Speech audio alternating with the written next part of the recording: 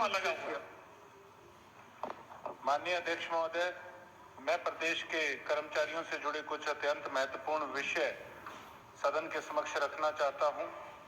सफाई और सीवरेज कर्मचारी अत्यंत जोखिमपूर्ण परिस्थितियों में कार्य कर रहे हैं। उन्हें स्थायी नौकरी, न्यूनतम 26,000 रुपये वेतन, 50 लाख बीमा और आवश्यक सुरक्षा सुविधाएं दी जाएं। अगला विषय HDDCF में HKRNL के माध्यम से कार्यरत संविदा कर्मचारियों को Haryana contractual employees security of service act 2024 का पूरा लाभ अभी तक नहीं मिला है। सिक्योरिटी पोर्टल की तकनीकी समस्याओं के कारण वर्षों से सेवा दे रहे कर्मचारी वंचित हैं। सरकार से अनुरोध है कि समय सीमा इनकी बढ़ाकर पात्र कर्मचारियों को शीघ्र सेवा सुरक्षा प्रदान की जाए। अगला विषय सरकारी नेशनल कॉलेज सिरसा के संविदा कर्मचारियों का है। ये कर्मचारी नियमित कर्मचारियों के समान कार्य कर रहे हैं, परंतु ना तो नियमितीकरण हुआ और न ही वित्तीय लाभ मिला। संशोधन अधिनियम और न्यायालय के आदेशों के बावजूद लाभ लागू नहीं हुआ है। पात्र कर्मचारियों को नियमित कर लंबित लाभ दिए जाएं। अगला विषय हैफर्ड से जुड़ा हुआ है।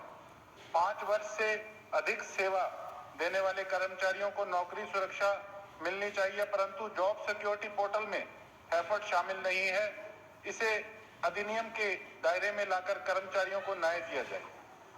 इसके अतिरिक्त 2019 में भर्ती लगभग 16,000 ग्रुप डी कर्मचारी 7 वर्षों से बिना पदोन्नत कार्य कर रहे हैं। वरिष्ठता सूची जारी कर 50% कोटे के आधार पर शीघ्र प्रमोशन दिया जाए। प्रदेश के कर्मचारी पुरानी पेंशन योजना OPS लागू करने की मांग कर रही है, ताकि उनकी सामाजिक सुरक्षा सुनिश्चित की जाए। और इसके अलावा हमारे सिरसा के अंदर पूर्वांचल समाज के हजारों श्रद्धालु छठ पूजा मनाते हैं। हर साल उनके लिए कोई पूजा के लिए कोई सुविधा, जैसे कि कोई घाट या स्थान, वो निर्धारित किया जाए। इसके साथ साथ हमारे सिरसा विधानसभा के कुछ गांव हैं जिनके अंदर की लोगों की शिकायतें आई है कि वहां के सरपंचों ने कुछ जो इस प्रकार के ग्रांटें आई थी उसका दुरुपयोग किया और करप्शन को बढ़ावा देने का काम किया, जिसके लिए मैं अनेकों बार हमारे अधिकारियों को भी लेटर लिख चुका हूं, लेकिन अब तक भी उस पर किसी प्रकार की कोई कार्रवाई नहीं हुई है। और उससे अगला विषय, हमारे सिरसा के अंदर कुछ कूड़े के डंप है, जो कि मुझे लगता है कि कई बार 5वीं 6ठी बार मैं इसे इस सदन के अंदर उठा चुका हूं, लेकिन वो दिक्कत जो है आज वैसी की तैसी है।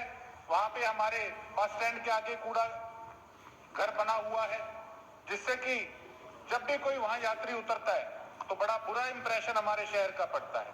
सब्जी मंडी के आगे खुला कूड़े का डंप पड़ा है।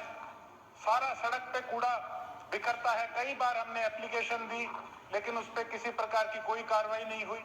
उसी तरीके से एक हमारी JJ कॉलोनी के पुल के आगे, वहां पे हजारों परिवार बसते हैं, लेकिन वहां भी यही स्थिति है।